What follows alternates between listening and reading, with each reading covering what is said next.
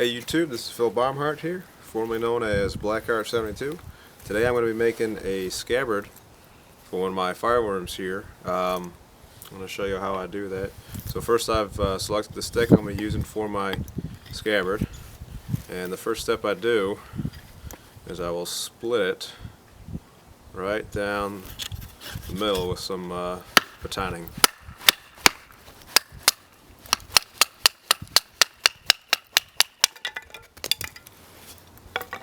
Alright, once my stick is split, I will draw out where I want the blade to be, and then I'm going to whittle that out first before I start whittling out the edges. So I'll score my lines first, and then just sort of carve that out.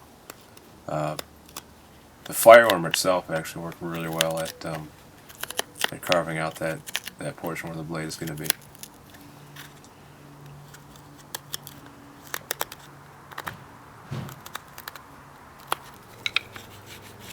Periodically I'll test to make sure, see how it fits.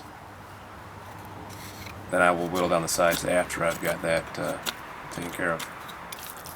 Alright, so once I have this whittled out, and I've got the sides whittled down as well on this one piece, then I'm ready to line it up with this other piece here. And it pretty much, the edges blend in pretty much. And then what I do is I'm just going to mark it off.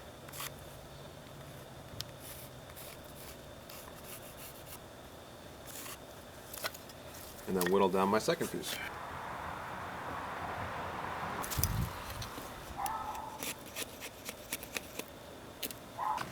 Here I've got both sections carved out. I've got the sides pretty much whittled down. As I tape the stick together, and I'll whittle it down so that I get both sides evened out. And just sort of put the finishing touches on it. Keep everything smooth so it feels like one piece of wood. After I've got the scabbard, the interior whittled out, and I've got the sides whittled down, I will glue both sides of the scabbard together. I just use Elmer's wood glue. You want to be careful not to use too much glue. Only a little bit goes a long way. If I got a little sloppy with the glue, and if you look at the finished product, you can sort of see places where the stain didn't take because of the glue. But I clamp it overnight, let it dry. Alright, once I've got the stick cut down, you can see that this is all glued together. So now the last thing I got to do is just whittle the rest of this down.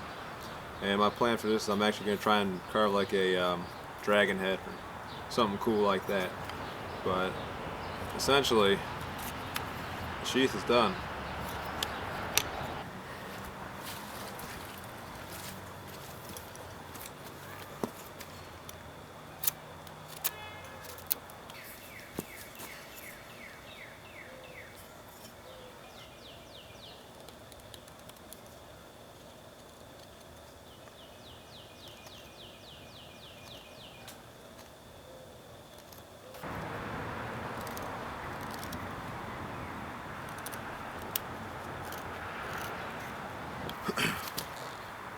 Well, it's about done. I did take a little too much off right there.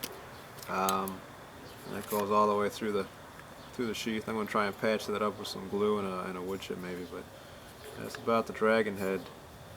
Alright, well here's my completed Firewyrm scabbard after the stain is on there.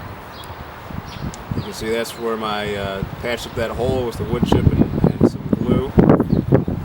But hopefully you guys enjoyed seeing how I make my scabbards. Spring is here, so I'm going to be getting the forge going soon. So stay tuned. Thanks for watching. Thanks for all the subscriptions, likes, and comments.